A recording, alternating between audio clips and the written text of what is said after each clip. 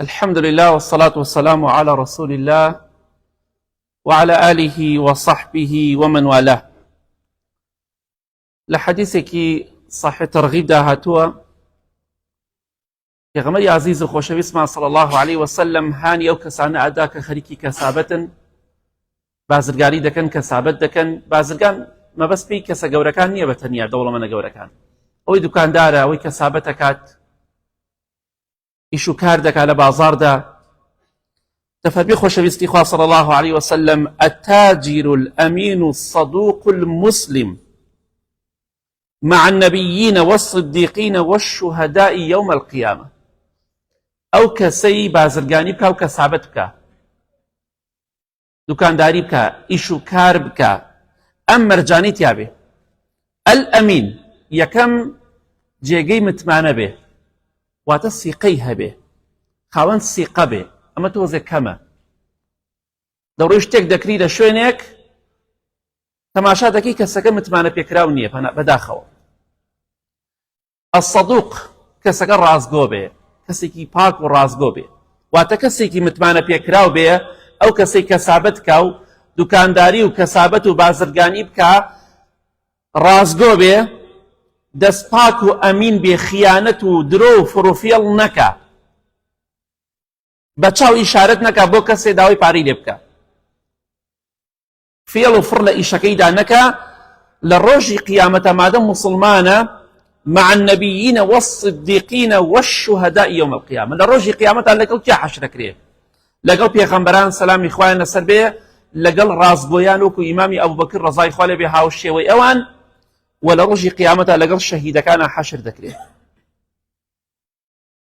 أقل بيك خوشة لروجي قيامتها لقل خوشة بيستاني خوادا بي بيقمان أمان الله همو كسي برستدن سلام إخواننا سربيه بيغمبران سلام إخواننا سربيه ئەو پیاوەی ئەو کەسەی کەسابەتەکە ئیش و کار دەکات دوکانداری و بازرگانی دەکات و مارکێتی هەیە ڕازگۆ و دەستپاک و ئەمینە فڕوفێڵ و درۆ و غەش و خیانەتی لا نییە لە ڕۆژی قیامەتە لەگەڵ 124,000 پێغەمبەر حەشر دەکرێت سەلامی خوایان لەسەر بێ لەگەڵ ڕازگۆیان و لەگەڵ شەهیدەکانە کە لە پێناوە خوادا خوێنیان ڕژاوە حەشر دەکرێت لەگەڵ ئەوانە دەبیت معە واتە لەگەڵ ئەواندا دەبیت کەواتە ئەمە لە دەست خۆت مەدە ڕازگۆ بە دەست پاک بە مەڵێ فێڵ نەکەی بەخوا ئیشەکەت ناڕوە درۆ نەکەی ئیشەکەت ناڕوە ئەگەر وا بکەی ئیشەکەی قیامەتت ناڕوە ئەوە بزانە درۆ فڕۆ فێڵ بکەی ئیشی قیامەت کە وەستەیەکە خۆشبەختی و بەهەشتە ڕازگۆ بە لە حەدیثێکی صحیح تەرغیب داهاتووە بۆ کەسانی کە مردوو دەشۆرن پێغەمبەری خوا دەفەرمێ صلی الله عليه وسلم هەر کەسێک مردوویەک بشۆرێ و ئەوەشی کە عیب و عاری هەبوو مردووەکە بیشارێتەوە واتە عیب و عارەکانی باس نەکا لاشەی وابوو چای وابوو ئیتر حەزەکەی با لای خێزانی خۆی باسی کە گرنگەوەی باسی کرد تەواو لای برادەرێکی خۆی باسی کە ئەو کاتە نا بەڵام ئەگەر کەسێک مردوویەکی شۆرد عیب و عارەکانی شاردەوە بە هیچ کەسێکی نەوت خواي قورت 40 جار لي خوش بيت 40 جار غفر الله له 40 مرة خواي قورت 40 جار لو كسا خوش بيت نك جاريك 40 جار ودفرميه ومن كفن ميتا كساه الله من السندس واستبرق الجنة بكمي مزانا تي توبي خامك ريو لشوينك عداني مردوي بيكف نكريه بكمي مزانا هر كسيك تنها يك مردوية كفن بكا واتە کفنکردنی مردوویەک بگرێتە ئەستۆی خۆی خوای گەورە لە ڕۆژی قیامەتە لە جلوبەرگ و حەریر و ئاورێشمی بەهەشت دەکاتە بەری مادەم بەهۆی تۆ مردوویەک کفنی بۆ دابین کراوە خوای گەورە لە بەرامبەری ئەوەدا لە پاداشتی ئەوەدا بە ئیزنی خوای گەورە لە ئاورێشم و جلوبەرگی بەهەشتەکان ئەکا بەبەری تۆدا لە قیامەت ئەگەر تۆ چەند تۆپێ بکڕی بەشی دەیەها مردوو دابین بکەی بۆیە بە کەمی مەزانە ئەگەر 2 مەتر 3 مەتر 10 مەتر تۆپێک خام دەکڕی لە مزگەوتێکا دایانی لە شوێن مردوو شۆرێکە بە کەمی مەزانە چونکە هۆکارێکە بۆی کە خوای گەورە جلوبەرگی ئەهلی بەهەشتت لەبەرکات والله لە ڕۆژی قیامەتە بە چاوی خۆت دەبینی جلوبەرگی بەهەشتی و ئاورێشمی حەریری ئەسڵی بەهەشتی لەبەرت ئەکرێ لە بەرامبەر ئەوەی کە لە دنیادا چەند مەترێ خامت کڕیوە بمردوویەک. ئەمانە حەدیثی خۆشن، بەڕاستی مزگەوتنی زۆر خۆشی تایە بۆ ئێمە. دەبێ خەمی ئەومان نەبێ بووکو زاوەکەمان چۆن بژێنین، کوڕەکانمان چۆن بژێن، کچەکانمان، خەمی قیامەتی خۆشمان بێت. دە ساڵێکە هەرچ نەبێ دووسێ تۆپ بکڕە بە ئیزنی خوا، بی بۆ مزگەوتەکان کە مردووت یا شۆرەرێ بە ئیزنی خوا ئەم پاداشە گەورە دەسەکەوێت. خاڵەتر کاتێک کە مردوویەک دەمرێ قەبرێکی بۆ هەڵدەکەنی، بەشداری دەکەی لە هەڵکەندنی گۆڕێکدا. پێغەمبەری خوا فەرمێ صلی الله عليه وسلم: ومن حفر لميت قبرا فأجنه فيه أجري له من الأجر كأجر مسكن أسكنه إلى يوم القيامة. کاتێک کە تۆ گۆڕێک هەڵدەکەنی، بەشداری دەکەی لە هەڵکەندنی گۆڕێکدا، پێغەمبەری خوا دەفەرمێ صلی الله عليه وسلم پاداشتی چی هەیە؟ ئێستا لە دنیادا کەسێکە بینی کرێ چییە؟ داماوە، ئەحتیاجە، هیچی نییە، ئەچی خانوویەکی بۆ کڕی، چەندی خێرە دەسەکەوێ. لە تۆش لە ڕۆژی قیامەتە ئەو مردووە کە تۆ قەبرەکەت بۆ هەڵکەندووە، یاخود کەسێکە چێ خوا پاداشتی خێر بێت و حەفارەیەک دەکڕێ بۆی خەڵکی گۆڕی پێڵکەن، یا بەشداری دەکات لەو کڕینی ئەوەدا، یا هەڵی دەکەنێت. وەکو وایە کە تۆ کەسێکت کردێتە ناو خانوویەکەوە حتا ڕۆژی قیامەتی ئایبێت. حساب کە ئەو مردووە لە خانووی تۆدایە، لە ناو گۆڕەکەدا، حساب کە شوێنی تۆیە، ئەگە عەرزەکەشی تۆ نەبێت. کەواتە بەکەمی مەزانە کاتێک کە بەشداری دەکەی لە ئەوەی کە مردوویەک دەنێژیت. وەیە ئینشاءڵڵا با بە خۆمان دابچینەوە لەو کەسانە لەبین کە لوتمان بەرز بێ، هەڵدێن خزمەتکاری زیندوو مردوو بی بە ئیزنی خوای گەورە. لە حەدیثێکی صحیح تەرغیبدا هاتووە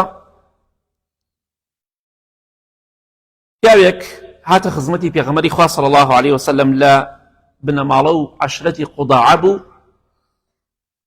وتی ئەی پێغەمبەری خوا صلی الله عليه وسلم، پیاوێک هاتووە پرسیارەکە لە خۆشەویستی خوا صلی الله عليه وسلم، ئەگەر من شایەتی بدەم ئەی پێغەمبەری خوا صلی الله عليه وسلم بەوەی هیچ خوایەک نییە، زاتێک نییە شایستەی پەرستن بێ ئیلا زاتی ئەڵڵا نەبێ، ئەگەر من ئەم شایەتیە بدەم و شایەتیش بدەم کە موحەممەد پێغەمبەری خوایە صلی الله عليه وسلم، تۆ پێغەمبەری خوای صلی الله عليه وسلم، جوان گوێ بگرین، ئەگەر شایەتی بدەم هیچ خوایەک نییە بە حەق شایستەی پەرستن بێ ئیلا زاتی ئەڵڵا نەبێ، و شایەتی بدەم کە تۆ موحەممەد و پێغەمبەری خوای صلی الله عليه وسلم، و نوێژە فەرزەکان بکەم هەر پێنج نوێژەکە، نەک چوار، هەر پێنجەکەی بکەم، و مانگی ڕەمەزان بە ڕۆژوو بم، و تەراویح بکەم، و زەکاتی ماڵەکەم دەربکەم،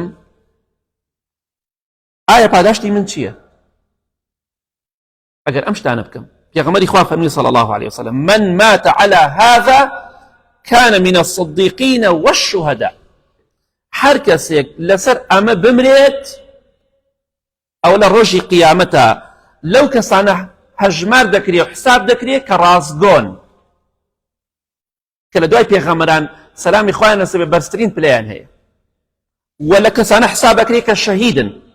واتە ئەگەر لەسەر جێگای خۆت بمریت، مادەم نوێژەکان بکەی، شایەتمان بهێنی، و ڕۆژوو بگری، تەراویح بکەی، زەکاتی ماڵەکەت دەرکەی ئەگەر زەکاتت هەبوو، بە ئیزنی خواتۆ لە ڕۆژی قیامەتە دەفەرمێ كان من الصديقين والشهداء. لە ڕۆژی قیامەتە لەگەڵ تۆ لە ڕازگۆکان حسابەکرێی و لە شەهیدەکان حساب دەکرێی. و لە ڕیواتەکەی تدا کە صحیحە فەرمووی هەر کەسێ لەسەر ئەمە بمرێ، لەسەری بمرێ، من مات على هذا كان مع النبيين والصديقين والشهداء يوم القيامة ما لم يعق والديه. سبحان الله. هەر کەسێ لەسەر ئەم عیبادەتانە بمرێ لە ڕۆژی قیامەتە لەگەڵ پێغەمبەرانە حەشر دەکرێت، سەلامی خوایان لەسەر بێ، لەگەڵ ڕازگۆکانە حەشر دەکرێ، لەگەڵ شەهیدەکانە حەشر دەکرێ، بەو مەرجەی ئازاری دایک و باوکی نەدات.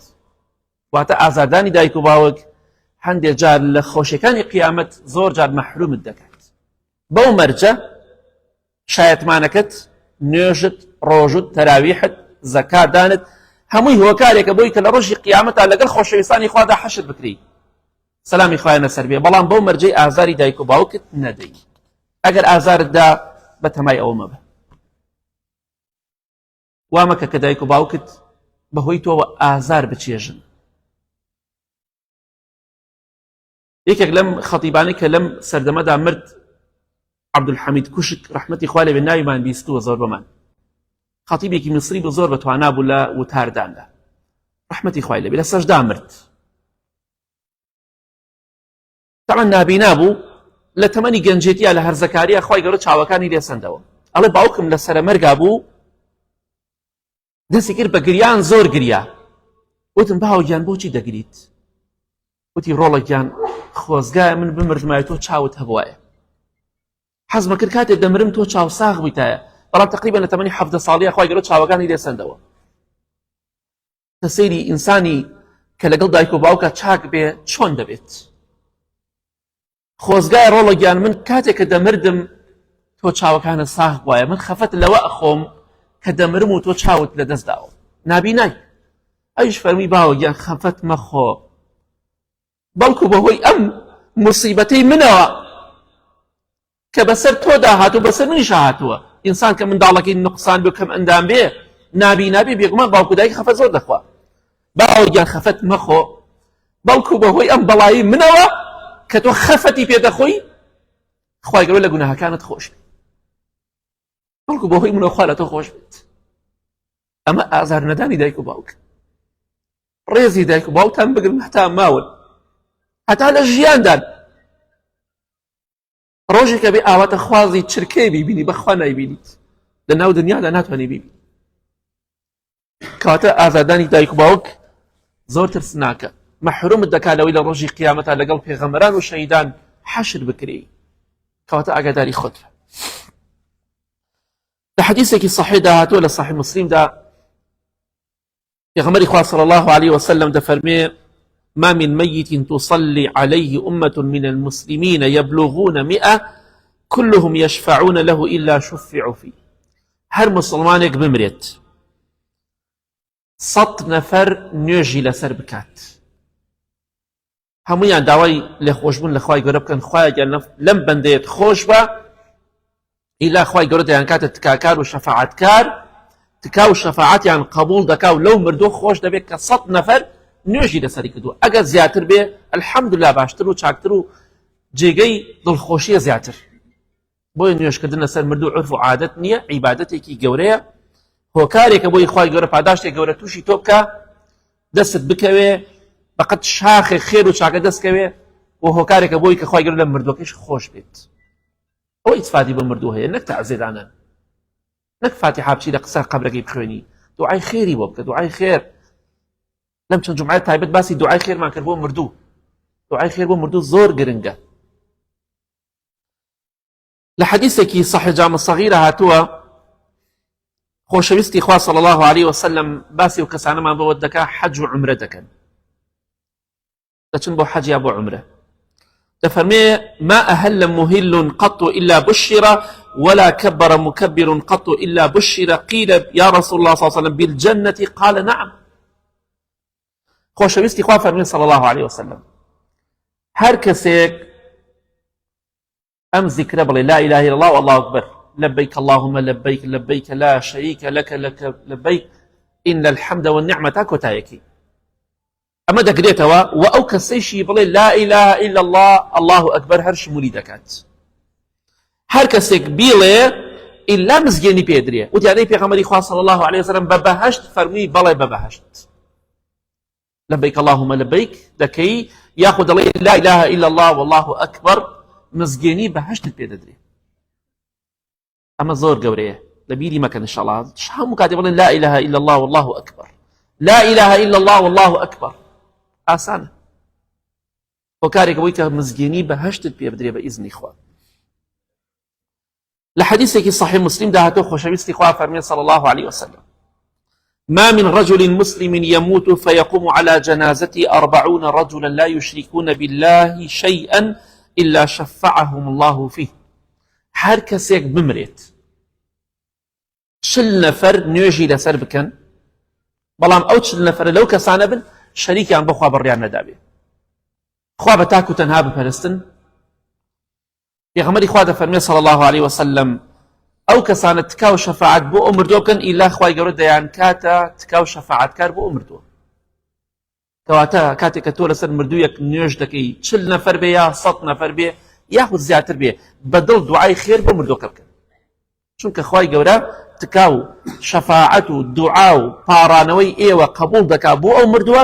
کاتێک دەڵێن خوایە لەم مردووە خۆش بە، خوای گەورە لی خۆش دەبێ. کاتێک دەڵێن خوایە بیخە بەهەشتەوە، خوای گەورە دەیخاتە بەهەشتەوە. کاتێک دەڵێن خوایە لە ئاگری دۆزەخ بیپارێزە، خوای گەورە دەیپارێزێ. کاتێک کە ئێوە دوعا دەکەن خوا زمانی فەسیحکا و قەبرەکەی فراوان کاتەوە، خوا دوعا و پاڕانەوە و تکا و شەفاعەتی ئەوە قبول دەکات. بەکەمی مەزانن دوعای خێر بۆ مردوەکان بکەن، بەردەوام لە بیریان مەکەن. هەموو نوێژێک، هەموو جارێک، هەموو فەرزێک، هەموو سونەتێکە نوێژ دەکەن لە سەجدەکانە بیرتان نەچێ بڵێن ڕەبی غفیر لی وەلیوالیدەیە، خوایە لە خۆم و دایک و باوکم خۆش بە. قەت بیرتان نەچێ دوعای خێر بۆ دایک و باوکتان بکەن، قەت لە بیرتان نەچێ. بەردەوام بڵێن ڕەبی غفیر لی وەلیوالیدەیە، خوایە لە دایک و باوکم خۆش بە.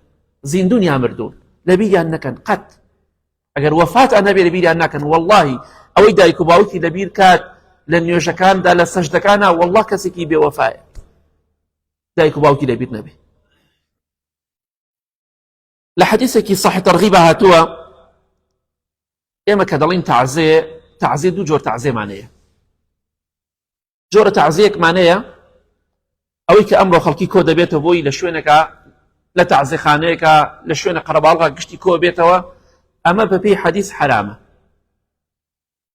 صحابەکانی پێغەمبەری خوا صلی الله عليه وسلم دەفەرمون ئێمە لە سەردەمی پێغەمبەری خوادا صلی الله عليه وسلم، لە سەردەمی پێغەمبەری خوادا صلی الله عليه وسلم کۆبوونەوەی خەڵکی کەسوکاری مردوو لە شوێنێکدا کۆ ببنەوە، ئێمە و دوایەوە خواردن دروستکردن، دوای دفنی، دوای شاردنەوەی مردووەکە خواردن دروستەکرێ و ئەخورێ، ئەوەی ئەهلی تەعزیە دەیخۆن. باسی ئەو کەسان ناکەم کەسێکی زۆر نزیکی مردووەکەیە، باسی ئامۆزا و پورسا و دوورەکان نەکەم. کەسا کار خزمیشی نییە چێ لەوێ نانەخوات لە تەعزیەکە. ئەو سەحابە جەریری کوڕی عەبدوڵڵا ڕەزای خوا لێبێ دەفەرمێ ئێمە سەحابە دووشتمان بە تاوانی گەورە ئاسانی، کۆبوونەوەی خەڵکی بە ئیجتیماعێکی گەورە دروستە بێت، کۆبوونەوەیکی گەورە لە دوای مردووەکە دەشاررێتەوە ئەوە، و دوایە دروستکردنی خواردن بۆ کەسانەی کە کۆبوونەتەوە. ئەفەرمێ لای ئێمە حکمی ئەو مەسەلە چی بوو؟ ئەو کۆبوونەوە ئەو نان خواردنی دوای دفنەکە. ئەفەرمێ ئێمە حکمی ئەوە، لای ئێمە حکمی ئەوە بوو کە ئافرەتێک شیوەن و واوەیرا دەکەو لە خۆیەدا، دەم و چاوی خۆی ڕنێ، قژی خۆی ڕنێ، سنگی خۆی ڕنێ، ئەمە حکمی بەپێی حەدیث تاوانی گەورەیە. پێغەمبەری خوا فەرمێ صلی الله عليه وسلم هەر ئافرەتێ بەو شێوە بنێ خوای قەت جەهەنەم. جا سەحابەکان ئەفەرمون ئەم تەعزیە کە ئەمڕۆ هەیە، کە ئەمڕۆ کەسە پیا بووە، ئەفەرمون ئێمە بە شیوەن و واوەیلامان حساب دەکرد، واتە کە تێ ئەڕۆی حساب کە تۆ تاوانی تۆ تاوانی ئەو ئافرەتێک کە شیوەن و واوەیلا دەکات. ئەمە قسەی خۆم نیە، قسەی سەحابەیە. کێش ڕەت دەداتەوە بخۆی ڕەت بداتەوە، بەس بە حەدیث ڕەتم داتەوە، نەک بە عەقڵ، نەک بە عورف و عادەتی عەشایری، بە قورئان و حەدیث ڕەتم دەرەوە. دووەم جۆر تەعزیە واتە سەرخۆشی. سەرخۆشیە کە قەڵەباڵغی نییە، تۆ دەچی کابرا لە شوێنێکا دەبینی سەرخۆشی لێ دەکەی، یا چۆڵ بۆ دەچی ماڵێن سەرخۆشی لێ دەکەی، ئەمان کێشەیان نییە هەتا حەدێ. پێغەمبەری خوا دەفەرمێ صلی الله عليه وسلم یاخود بە تەلەفۆنێک سەرخۆشی لە کەسێک دەکەی کەسێکی مردووە. پێغەمبەری خوا دەفەرمێ صلی الله عليه وسلم حەدیثە صحیحەکە کە لە صحیح تەرغیب هاتووە، دەفەرمێ ما من مؤمن يعزي أخاه بمصيبة إلا كساه الله من حلل الكرامة يوم القيامة. هر کەسێک سەرخۆشی لە مردوویەک بکە، بەڵام سەرخۆشیێکی کە شەرعی بێ، بەخوا شمولی تۆ ناکە لە تەعزیەکە سەرخۆشیەکی. چونکە فەرمێ پێغەمبەری خوا صلی الله عليه وسلم فەرمێ هەر کەسێک سەرخۆشی بکات، بەڵام سەرخۆشیەکە ئەبێ بەپێی سونەت بێ، بەپێی ئەوە بێ کە پێغەمبەری خوا صلی الله عليه وسلم چۆن سەرخۆشی کرد ئاوا سەرخۆشی بکەی. هەر کەسێک سەرخۆشی لە کەسێک بکا کە کەسێکی مردووە، ئیلا خوای گەورە جلوبەرگی ڕێز و حورمەت ئەکاتە بەری ئەو ئینسانە لە ڕۆژی قیامەت. جلوبەرگی ڕێز و حورمەت پێیت ئەوترێ فڵان کەس ئەم جلوبەرگەی تۆ جلوبەرگی ڕێز و حورمەتەکە لەبەرت دەکرێت، چونکە لە دنیادا سەرخۆشی دە موسڵمانێک کرد کەسێکی لەدەستدا بوو. بۆیە سەرخۆشی دروستە، بەڵام بەم شێوەی کە باسماکن نەک ئەو شێوەی کە بچتە ناو تەعزیەخانە و فاتیحا بخوێنی بۆ مردوو، ئەمانە لە دینی خوادا نییە. و ئەو کەسانیش کە ئەهلی تەعزیەن زۆربەیان بەخوا بێزار بوونە لەو مەسەلە، هیچیشی بۆ خوا نییە، بەخوا نەڕۆم حەیامەتی نەهاتەوە تەعزیەکەم، بەخوا ناچم بە تەعزیەکەی. قسەی کوردەواری ئەڵێ شین و شایی دەستەوایی، هات بە شایەکەم ئەچم بە شایەکەی، هات بە تەعزیەکەم ئەچم، نایەم تەواو هیچی بۆ خوا نێبڵێ بۆ خوا ئەچم، بۆ خوا ئەچی بڕۆ بۆ مزگەوت نوێژکە. پێغەمبەری خوا صلی الله عليه وسلم لە حەدیثێکی صحیح جامع صغیرە بۆمان باس دەکات. جا پێشەوەی بۆین سەر حەدیثە خاڵێکی حەزەکەم باسی کەم لەوانەیە زۆربەتان تا ئێستا شتتان نەزانی بێ. کاتێک کە کەسێک لە ئێمە هەواڵێکی خۆشی بۆ دێ چیەکەین؟ زۆر جار ئاواکەین، ئەی لەخوا بەزیاد ئەلحەمدوللا ئەوەمان بینی ئاوا ناکەین، زۆر جار ئاواکەین بۆ هەواڵی خۆش، ئەلحەمدوللا لەخوا بەزیاد ژن ئەیە پیاوە ئاوا ئەکا، تۆش لە تەعزیەکە ئەڕۆی فاتحە خوێنی ئەوایەتی ئەلحەمدوللا، ئەمە هەشتێکی جوان نییە، ئاگادار بە. ئەمە یعنی چی؟ یعنی پێم خۆشە مرد، ئەو بۆ خۆشی بەکاردێنێ، ئاگادار بە. لەم حەدیثە صحیح جامع صغیرە هاتووە پێغەمبەری خوا دەفەرمێ صلی الله عليه وسلم: من كظم غيظا وهو قادر على أن ينفذه دعاه الله على رؤوس الخلائق يوم القيامة حتى يخيره من أي الحور شاء. هەر کەسێک ڕق و کینەی خۆی بخواتەوە بەرامبەر بە کەسێک، زوڵمت لێەکە، گوێنت پێدا، سوکایەتیت پێەکە، قسەی ناخۆشت پێ دەڵێ، هەڵی بەرامبەرت کردووە، بێڕێزی بەرامبەرت کردووە، ڕق و کینەی خۆت ئەخۆیتەوە و دەری نابڕی. پاداشتەکەی تۆ چییە؟ لەبەر خاتری خوا قسە ناکەی، ئەگینا زمانت هەیە. وا نەزانی کابرا ڕیشێکی دانا و ڕووی کرە مزگەوت ئیتر ئاگای لە هیچ نێویش نازانێت، بەخوا لەخوا نەترسێت دەی وەک تۆ خەڵەتێن، ناوێت درۆ بکە، ناوێت فرۆفێڵ کە، ناوێت خەش بکە، وا نەزانی گێژە، گێژ نییە، بەس ئینسان کە لە خوا ترسا زۆر جا شتی پێ ناکرێت. قابیل وتی هابیل ئەتکوژم، دووکڕەکەی ئادەم سەلامی خوای لەسەر بێ، وتی براکەم بەخوا دەستیشم بۆ درێژکی، بەخوا دەست بۆ درێژ ناکەم، ناتکوژم چونکەم لە خوا ترسم. ئەوە نەبێت لێت بترسم، لە خوا ترسم، نامێ قەتڵ بکەم، نامێ خەڵکی بکوژم. بۆی مەرج نییە کەسێ ڕووی لە مزگەوت کرد ئیتر وا بزانێ ئەمە ئاگای لە دنیا ڕۆشن نییە، نا وەڵڵا ئاگای لێیەتی، بەڵام لە خوا دەترسێت، ناوێت پرۆفێڵ و غەش و خیانەت و درۆ بکەت. پێغەمبەری خوا فەرمی صلی الله عليه وسلم: هەر کەسێ ڕق و کینەی خۆی بخواتەوە بەرامبەر بە کەسێک دەتوانێت تۆڵەی لێ بکاتەوە، واتە ئەتوانی جوابی دەیتەوە، ئەتوانی دەست بۆشێنی، ئەتوانی تۆڵەی لێ بکەیتەوە، بەڵام هیچ ناکەی. پاداشتەکەی تۆ چییە؟ لە ڕۆژی قیامەتە لە ساحەی مەحشەر خوای گەورە لەسەر سەری هەموو خەڵکی و بانگت دەکات، دەفەرمێ فڵان کەس تۆ لە دنیادا ڕقی خۆت بەرامبەر فڵان کەس خواردەوە، نە لێتدا، نە قسەت پێکرد، نە زوڵمت لێکرد، لە کاتێکە ئەتوانی. بەڵام پێغەمبەری خوا فەرمی صلی الله علیه وسلم بۆ کەسێکە ئەمە بتوانێ جوابی داتەوە، بتوانێ وەڵامی بداتەوە، بتوانێ شتەکەی جواب داتەوە، ئەوە شمولی دەکات لە ڕۆژی قیامەتە خوای گەورە دەفەرمی ئەمە هەمووی حۆریە، لەم ئافرەتانە بە دڵی خۆت هەڵی بژێرە. باشە کەسێک لە ئێمە تووڕە بێ بڵێن فڵان کەس ئەگەر ئەم ڕقەی خۆت بخۆیتەوە هەزار ئافرەتی جوانت بۆ دائەنین، بە دڵی خۆت دانەیە دوان دە هەڵبژێرە، ئەوەی کە خوا بۆتی حەڵال کردووە. تۆ ڕقەی خۆت ناخۆیتەوە لە بەرامبەری ئەوەی کە بڵێن ئەم هەموو ئافرەتە جوانەیە بۆ خۆت بە دڵی خۆت هەڵی بژێرە، کێتەوە خۆت هەڵی بژێرە، دیکە خێزانی خۆت بێگومان دەیخۆیتەوە، ڕقی خۆت ئەڵێ هەزار جار ڕقی خۆمە خۆمەوە. دە پێغەمبەری خوا فەرمی صلی الله عليه وسلم لە ڕۆژی قیامەتە خوای گەورە دەفەرمێ مادەم ڕق و کینەی خۆت خواردەوە بەرامبەر بە کەسێک و تووڕەبوونی خۆت خواردەوە، لە کاتێکا توانیت تۆڵیشی لێ بکەیتەوە و جوابیشی دەیتەوە، بە کەیفی خۆت حۆریەکان هەڵبژێرە و بیکە بە خێزانی خۆت، کێت بە دڵ هەڵی بژێرە. ئێگەر جوابی دێتەوە و بۆ کەس بۆشێن و شەق بۆشێن و جوێن بدەی، هیچ دەست ناکەی گوناح و تاوان نەبێت. ئەمەیان باشترە یا گوناح و تاوانەکە و بێغیرەتی نییە ئینسان جواب نەداتەوە. تۆ خۆت مەخە ئاستی ئەو جوێن نەدا تۆش جوێن بدەی، یە فەرقتان چییە؟ ئەو زوڵمەکە تۆ زوڵمەکەی فەرقتان چییە؟ ئەو قسەی ناخۆشە تۆش قسە ناخۆش بێ، فەرقتان چییە؟ ئەبێت تۆ لەو باشتر بی. حەدیثێک بۆ ئەهلی جومعە، حەدیثێکی زۆر خۆش. پێغەمبەری خوا صلی الله عليه وسلم لە حەدیثێکی صحیح بوخاریدا هاتووە بۆمان باس دەکات مزگەێنی خۆشمان پێدا. عەبایی کوڕی ڕیفاعە ڕەحمەتی خوا لێ بێ دەفەرمێ ئەبوو عەبس کە سەحابەیە، ئەبوو عەبس سەحابەیەکی پێغەمبەری خوایە صلی الله عليه وسلم، ئەفەرمێ ئەڕۆشتم بۆ مزگەوت ئەبوو عەبسم توش بوو، من ئەڕۆشتم بۆ نوێژی جومعە، کەوتبوومە ڕێ بەرەو نوێژی جومعە. عبایی کوڕی ڕیفاعە دەفەرمێ ئەبوو عەبسم توش بوو بە من گەیشت منیش بۆ کوێ ڕۆشتم بۆ نوێژی جومعە بۆ بچم نوێژی جومعە بکەم دەفەرمێ ئەبوو عەبس کە سەحابەیە فەرمووی بیستم لە پێغەمبەری خوا صلی الله عليه وسلم بە گوێی خۆم بیستم گوێم لێ بوو فەرمووی من اغبرت قدماه في سبيل الله حرمه الله على النار هەر کەسێک بڕات بۆ مزگەوت بڕات بۆ جومعە و جەماعەتی شمولی دەکات پێیەکانی تۆز بچێتە سەری ئەو پێڵاوی کە لە پێتای تۆز بڕاتە سەری بێگومان کاتی هەنگاوەنی تۆز ئەڕاتە سەری تا حەدێ تۆزاوی دەبێت هەر کەسێک لە پێناو خوادا بڕا بۆ مزگەوت بۆ جومعە و جەماعەت پێیەکانی پێڵاوەکانی تۆز بگرێ خوای گەورە ئاگری جەهەنەمی لەسەر حرام دەکات چەندێ مزگێنێ خۆشە خوا حرامی کردووە دەفەرمێ ئەی دۆزەخ نابێ فڵان کەس بسووتێنی چونکە لە پێناو مندا پێیەکان و پێڵاوەکانی تۆزاوی بوونە کەواتە ئەم سەحابە دەفەرمی ئەو کەسێ بڕا بۆ مزگەوت بۆ جومعە پێیەکانی تۆزاوی بێ پێڵاوەکانی تۆزاوی بێ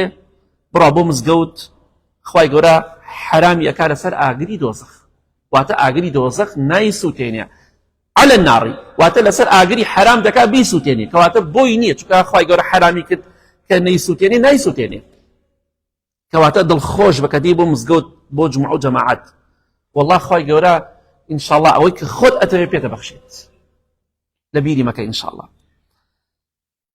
لە حەدیثێکی صحیح ئەدەب مفرەدا هاتووە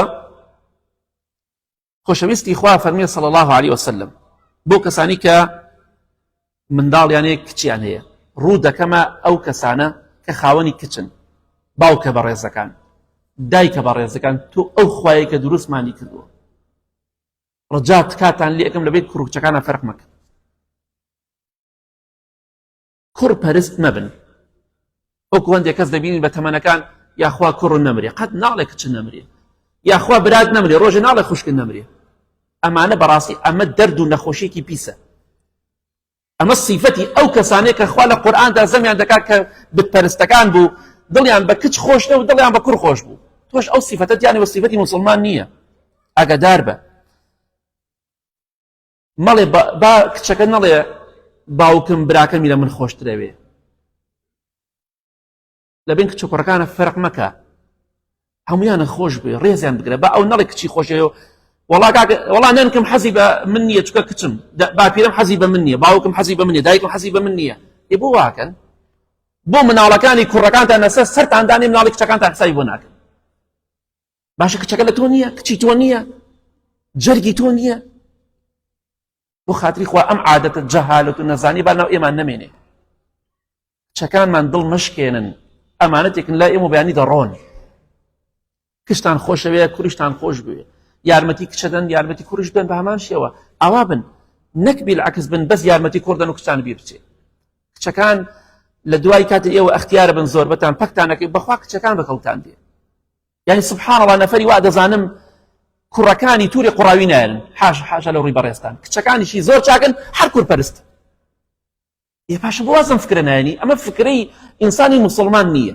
ئینسانی لە خوا بترسن فکری نییە کەواتە ئاگاداری خۆت بە بزانین ئەو کەسانی کە کچەکانیان بە جوانی بەخێو دەکەن پاداشتیان چییە ئەوانیش حساب بۆ کچ ناکەن ئەوە لەم حەدیثە مەحرومن سەیریکە پێغەمبەری خوا فەرمی صلی الله عليه وسلم ئەم حەدیثە لە صحیح ئەدەب مفرەدا هاتووە من كان له 3 بنات هەر کەسێ سێ کچی هەبێ سێ کچ فصبر عليهن صبر بگرێ لە سەریان وأطعمهن خواردنیان بداتێ وسەقاهن وەکەساهن خواردنەوەیان بداتێ جلوبەرگی جوانیان بۆ بکڕێ من جیدەتیهی کاتێک کە توانای هەیە چۆن بۆ کوڕەکەی سەرفەکە ئەو بۆ کچەکەشی سەرفیکا و یارمەتی بدا و لە بیری نەکا فەرقوسوو نەکا کوڕەکەی بڕاتە خوێندنی شاز کچەکەشی بۆ شوێنی خراپ